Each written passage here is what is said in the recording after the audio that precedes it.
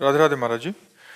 महाराज जी, मेरी उम्र 20 वर्ष है। महाराज जी, कुसंग से गंदी आदतों के कारण मेरी दुर्दशा हो गई। मेरे जीवन नरक बन गया है। अब बिना किसी महाराज जी, ये कह रहे हैं कि बहुत दुखी हूं, कि अभी ऐसी स्थिति है कि ऐसा लगता है सुसाइड कर लूं, मतलब। ये तो सुख करने से कोई 5 स्टार होटल है क्या कि कर लोगे और वहाँ एंजॉय करोगे जाके? भूत प्रेत बनोगे, दुनिया की दुर्गति भोगनी पड़ेगी। अभी सुधार करो। अभी कह रहे ना भोजन पचता है, ना कहते हैं हाँ तो रात को नींद आती है। अब हम कहते हैं बच्चों से कि गलत आचरण छोड़ो, नहीं तो अभी देखो, हम कई बार उदाहरण में बताया कि जैसे आप गलेत होता ना गेहूं, किसान आदमी कोई है, जब गेहूं गलेत माने वो बाली निकलने को होती है, उस समय यदि काट लिया जाए तो ना दाना निकलेगा एक और ना भूसा सही निकलेगा। इंतजार कर लो, वो बाली निकल आवे, परिपक्व हो जाए, फिर आप देखो 40 मन 50 मन गेहूं निकलता है। ऐसे 20 वर्ष की आयु तक यौवन अवस्था का विकास होता है, इसीलिए इसको ब्रह्मचर्य अवस्था कही गई। हमारे यहाँ 4 आश्रम हैं: ब्रह्मचर्य, गृहस्थ, वानप्रस्थ और सन्यास। तो पहली जो अवस्था है वो ब्रह्मचर्य की है। अब अध्यात्म से कोई सीख नहीं ले रहा, कोई जुड़ नहीं रहा, मोबाइल से सीख ले रहे हैं, गंदे बच्चों से सीख ले रहे हैं, तो गंदी आदतें अब देखो कह रहा कर लें। कितना कमजोर हो गया, कितना निगेटिव विचार हावी हो गया कि एक नया बच्चा अपने आप को खत्म करना चाहता है। और लोग जो है ये ध्यान नहीं दे रहे कि हमारे समाज की नई पीढ़ी कितना गिरती चली जा रही है, व्यसन में, व्यभिचार में, गंदी आदतों में। जो हमारे भारत के भविष्य हैं, ये नए बच्चे शिकार होते चले जा रहे हैं इन गंदी बातों का। तो अब इसको तुम्हें छोड़ना होगा बच्चा, इसके लिए कोई मतलब ना हम कुछ कर सकते हैं और ना कोई वैद्य कुछ कर सकता है। क्योंकि जैसे हस्त क्रिया है, अगर आप उसे रोकोगे नहीं, आप व्यायाम नहीं करोगे, आप पवित्र आहार नहीं करोगे, तो आप ऐसे डिस्टर्ब बने रहोगे। छोड़ भी दिया, लेकिन अब 1.5 साल से दवाइयाँ भी ले रहा हूँ, औषधियाँ भी ले रहा हूँ, लेकिन अपने आप महाराज। हाँ, आप गलत आचरण करने से तो अब बताया नहीं, गलेथ में गेहूं हो तो सब न भूस निकलता है न दाना। अब वो नस नाड़ियों का अभ्यास हो गया, मार दिया, पूरे जीवन को बर्बाद कर दिया।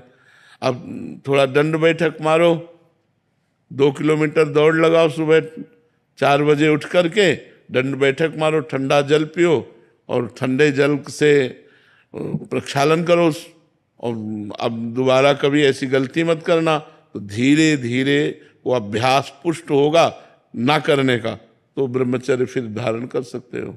नस नाड़ियां इतनी कमजोर हो जाती हैं कि वो फिर वीर शक्ति को रोकने की क्षमता खो देती थी। वो जरा सा भी स्पर्श करो निकल जाएगा, या जरा सा गलत चिंतन हुआ निकल जाएगा। तो और ऐसा अभ्यास हो जाता है कि ना ना ना ना सोचते सोचते हो जाएगा।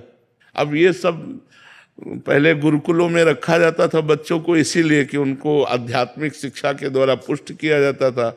अब बच्चा आप अपने को सुधारो। महाराज जी, ये इसी उद्देश्य से जो आपके ही ये जो वाणी है, इसी को संकलन करके जो ब्रह्मचर्य कब, क्यों और कैसे, महाराज जी 7 तारीख को शरद पूर्णिमा पे उसको प्रकाशन किया जाएगा।